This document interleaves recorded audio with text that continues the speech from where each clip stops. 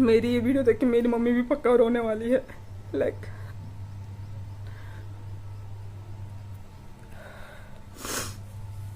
आज ये वीडियो मेरे घर वाले देखेंगे तो पता नहीं क्या सोचेंगे, बहुत सारी चीजें सोचेंगे। मेरी मम्मी तो लिटरली रो पड़ेंगी ये सब चीज देखकर सुनकर, क्योंकि उन्होंने सब चीजें अपनी आंखों के सामने देखी हैं होते हुए। तो बस ये एक एक्सपीरियंस है जो हमेशा याद रहेगा, हमेशा। तो मैं इस अपने कमरे में आई हुई हूँ, ठीक है। तो मैं अपना कमरा सुबह ही सारा क्लीन करके चली गई थी, ये वगैरह ये मैं क्लीन करके जा चुकी हूँ। अंदर की भी सारी सफाई हो चुकी है। तो बस अभी फटाफट से किचन क्लीन करती हूँ, और किचन क्लीन करने के बाद मैं करूँगी आप लोगों से बातें। आज ना पापा की बहुत याद आ रही है, तो सोचा कि चलो आज उनसे जुड़ी हुई कुछ बातें कर लेते हैं। तो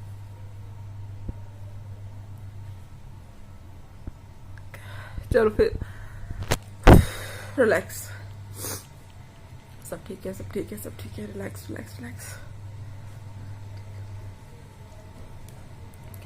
तो मतलब कि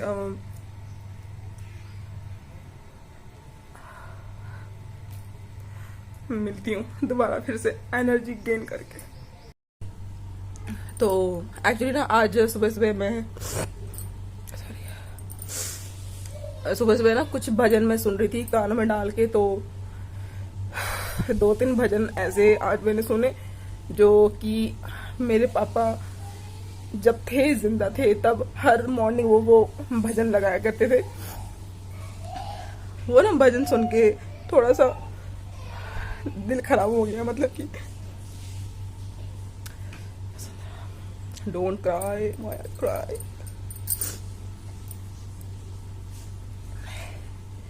तो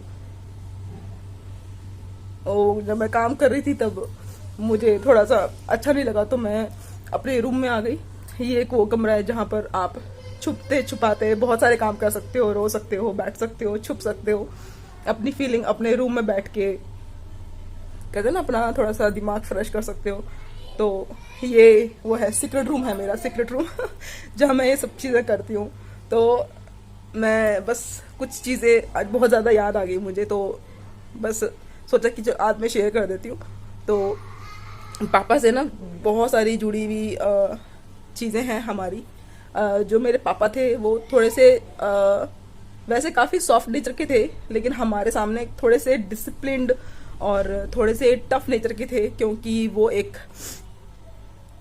ऑफिसर रैंक पे थे। मेरे पापा बॉर्डर सिक्योरिटी फोर्स में एक ऑफिसर रैंक पे थे।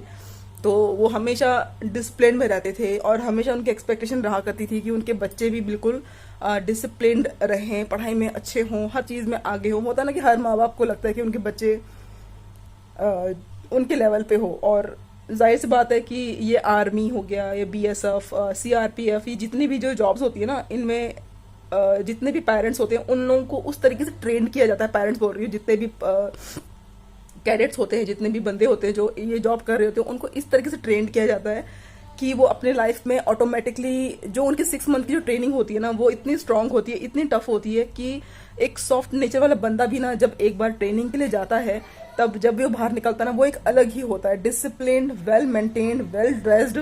एक बोलने का एक अलग ही फ्लो होता है। उसको आप दूर से आप उस इंसान को कह दो कि भैया ये जो बंदा है ये कोई ये वाली जॉब करता है, ये पक्का जवान होगा, ये किसी इस रैंक में होगा। जैसे आप टीचर को देख के कह सकते हैं ये अपना टीचर होगा, मतलब ऐसे करके। तो उनका ना बहुत ऐसी छवि थी कि वो हमेशा स्ट्रांग रहते थे, और हम लोग ना उनको खुश करने के लिए इतने पंगे किया करते थे ना, मतलब कि मैं अपने स्कूल टाइम पे जो है स्पोर्ट्स में काफ़ी अच्छा हुआ करती थी, और मैं एक एथलीट रह चुकी हूँ स्टेट लेवल की।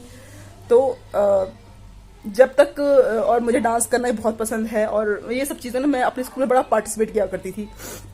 मैंने अपनी लाइफ में जितनी भी चीज़ें करी ना, वो आज मैं आपको बताने वाली हूँ कि मैं ना अपने लाइफ में ना काफ़ी सारी चीज़ें मेरे दिमाग में हुआ करती थी कि मुझे इस चीज़ में भी जाना है, मुझे इसमें जाना है, उसमें जाना है। मैंने अपनी जो पूरी पढ़ाई है वो कॉमर्स में की हुई है, और मैंने MBA की हुई है। तो जो है स्कूल तक जो मैं पढ़ाई में, ऐसा नहीं कहूँ कि मैं पढ़ाई में बहुत अच्छी थी, बट मैं उन लोगों में थी कि मैं कभी फर्स्ट सेकंड नहीं आती थी, मैं थर्ड और फोर्थ आती थी। मेरी स्टडी ऐसी थी कि मैं हमेशा थर्ड फोर्थ आती थी, और उस थर्ड फोर्थ की रैंक को बताने के लिए या मैंने आज कुछ किया है, क्योंकि मेरे पापा जो थे BSF में थे, वो हमारे साथ कम ही रहते थे।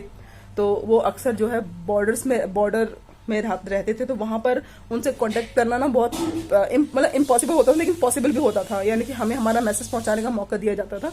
तो उस समय जो है मोबाइल वगैरह नहीं हुआ करते थे, उस समय होते थे एक्सचेंज फ़ोन, ठीक है। उसमें मोबाइल होते थे, लेकिन जनरल आम बंदे के पास में मोबाइल नहीं हुआ करते थे, बहुत बड़े बड़े लेवल के लोग में तब उसमें नोकिया के फ़ोन आते थे, वो प्लास्टिक से डब्बे नहीं होते थे वो, जिसमें ट्यूनिंग आती थी, tin tin tit tit tit tit tit tit tit, ये वाले फ़ोन हुआ करते थे।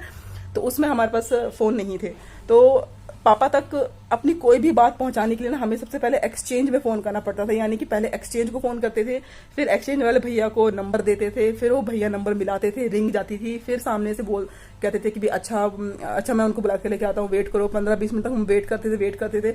उसके बाद फिर पापा भाग दौड़ के एक्सचेंज तक पहुंचते थे, और फिर वहां जाके हमें अपना मैसेज पहुंचाने का मौका मिलता था। और फिर उस समय पता फिर मेरे काम क्या होते थे, मैं ना, हमारे पास फ़ोन वगैरह तो होता नहीं थे, तो मैं हर छोटी छोटी चीज़ों के लिए जो है पीसीओ भाग के जो है पापा को फ़ोन किया करती थी कि आज मैं इस चीज़ में फर्स्ट आई हूँ पापा, और सिर्फ वो 2 शब्द सुनने के लिए कि वेल डन बेटा वेल डन, वो 2 शब्द सुनने के लिए इतने पापड़ बेले हैं मैंने, इतने पापड़ बेले हैं ना। पढ़ाई में अगर मैं 3rd 4th आती थी तो पापा को फ़ोन करके बताना, सबसे पहले पापा को, मम्मी को भी फ़ोन करके नहीं बताते थे हम लोग कि भी मैं 3rd आई हूँ या मैं 4th आई हूँ, या मेरी सिस्टर मेरे से ज़्यादा अच्छी थी पढ़ने में, मेरे दोनों ब्रदर सिस्टर जो है मेरे से पढ़ने में बहुत ज़्यादा आगे हैं, मैं थोड़ी सी नालायक थी वहीं, यानी कि 3rd 4th 5th रैंक तक मेरा नंबर आता था। लेकिन जो मेरे दोनों सिस्टर और जो मेरे ब्रदर थे वो पढ़ाई में काफ़ी अच्छे थे, तो उनके हमेशा फर्स्ट रैंक वगैरह आया करते थे। और पापा तक कोई भी चीज़ पहुंचाने के लिए हम लोग जो है सबसे पहले वो चीज़ पापा को पता होनी चाहिए, मम्मी को तो घर जाके बताएंगे, लेकिन उससे पहले पापा तक बात पहुंचानी चाहिए थी। तो कभी कभी खुद से लेटर भी लिख दिया करते थे और पोस्ट कर दिया करते थे, वो काम भी ऐसे से किए हुए हैं। और आज ये वीडियो देखकर मेरी मम्मी जो हो सकता है कि थोड़ा सा सोच में पड़ जाए इन सब चीज़ों को देखकर, तो ये सारे काम किए हुए हैं सिर्फ पापा से वो 2 शब्द सुनने के लिए कि वेल डन, बहुत अच्छा किया, शाबाश बेटा, ये सब चीज़ सुनने के लिए बहुत पापड़ बेले हैं हम लोगों ने। तो फिर चाहे वो स्पोर्ट्स से रिलेटेड हो, स्पोर्ट्स में मैं काफ़ी अच्छी थी, और वो मैं आपको कई बताऊंगी। तो मेरे घर में जो है मेरे नाम के इनाम ही इनाम रखे हुए हैं, और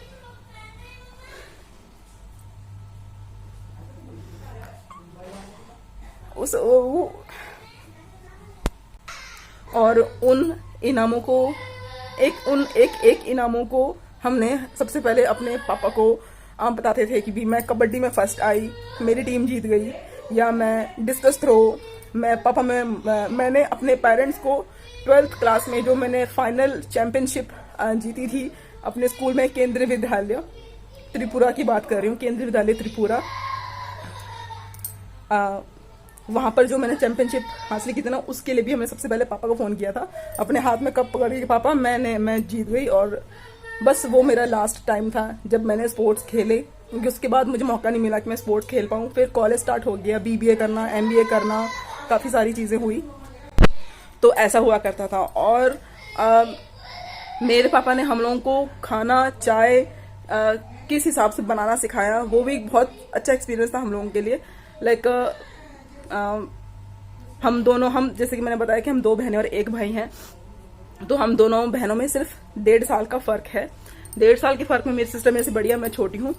तो हम दोनों में ना हमेशा मेरे पापा जो है रेस करवाया करते थे कि तुम भी मेरे पापा ना हम लोगों के लिए अपने लिए चाय बनवाया करते थे, एग ब्रेड बनवाया करते थे, राइस रोटी सब्जी बनवाया करते थे, सिर्फ हमें ट्रेंड करने के लिए कि भी हमें ये चीज़ आनी चाहिए, आनी ज़रूरी है। ये इसलिए नहीं कि भी जाके ससुराल में रोटियां पकानी, इसलिए ताकि तुम अपने लिए बना सको, अगर आता होगा तो तुम्हें बनाना भी आएगा, तुम दूसरों को खिला भी पाओगी।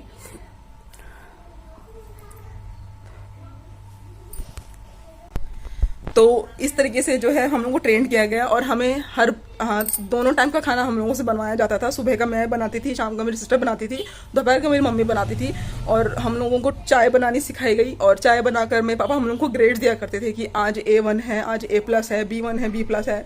तो इस तरह करके हम लोगों ने सारी चीज़ें सीखी, और सिर्फ वो A+ पाने के लिए बहुत सारी चीज़ें करी है। तो ये सब किया करते थे हम लोग। और मैंने 12th अपनी ग्रेजुएशन के साथ साथ में मैंने एक टैली का कोर्स भी किया था, ठीक है, टैली का कोर्स किया था एक प्राइवेट इंस्टीट्यूट से। तो उस प्राइवेट इंस्टीट्यूट पे फाइनल पेपर होने के बाद मैं फर्स्ट आई थी उस प्राइवेट इंस्टीट्यूट में, क्योंकि मैंने वहां से टैली का कोर्स किया था। उसका नाम था arena institute, ARENA, arena institute की तरफ से मैंने टैली का कोर्स किया था। वहां पर मैं फर्स्ट आई थी और मेरी जो फोटो थी ना वो अखबारों में आई थी कि एरेना इंस्टीट्यूट की तरफ से जो जिन भी बच्चों को फर्स्ट, सेकंड और थर्ड रैंक मिला है उनका अखबारों में नाम आया था। तो मेरा लक ऐसा था कि मैं फर्स्ट तो आई थी, लेकिन मैं जिस दिन ये डिक्लेयर किया गया कि हम फर्स्ट, सेकंड, थर्ड आए हैं, उस दिन मैं एरेना इंस्टीट्यूट नहीं गई थी, जिसकी वजह से जो है मेरे से ये मौका छूट गया। हालांकि जो मेरी दी हुई इंस्टीट्यूट पे जो हम लोग पासपोर्ट साइज फोटो देते हैं ना, वो पासपोर्ट साइज फोटो देखकर मेरा नाम जो है अखबार में निकाला गया था। बाकी मैं वो चीज़ फेस नहीं कर पाई, और जब मुझे पता चला तो मुझे बहुत खुशी हुई एरेना इंस्टीट्यूट की तरफ से। और वो न्यूज़ देने के लिए भी हमने पापा को एक्सचेंज से फ़ोन किया था, और फिर पापा ने सामने से यही बोला था कि अरे वाह बेटा, very good, very very well done. ये चीज़ें तो ये सब पापड़ बेले हैं हम लोगों ने, लेकिन आज वो सब चीज़ देखने के लिए जो इस दुनिया में नहीं है, वरना वो बहुत खुश होते। तो बस आज की वीडियो बस इतनी ही। थोड़ी सी आज इमोशनल हो गई मैं, और आज ये वीडियो मेरे घर वाले देखेंगे तो पता नहीं क्या सोचेंगे, बहुत सारी चीज़ें सोचेंगे। मेरी मम्मी तो लिटरली रो पड़ेंगी ये सब चीज़ देखकर, सुनकर, क्योंकि उन्होंने सब चीज़ें अपनी आंखों के सामने देखी हैं होते हुए। तो बस ये एक एक्सपीरियंस है जो हमेशा याद रहेगा, हमेशा। बाय गाइस, अपना ध्यान रखिए।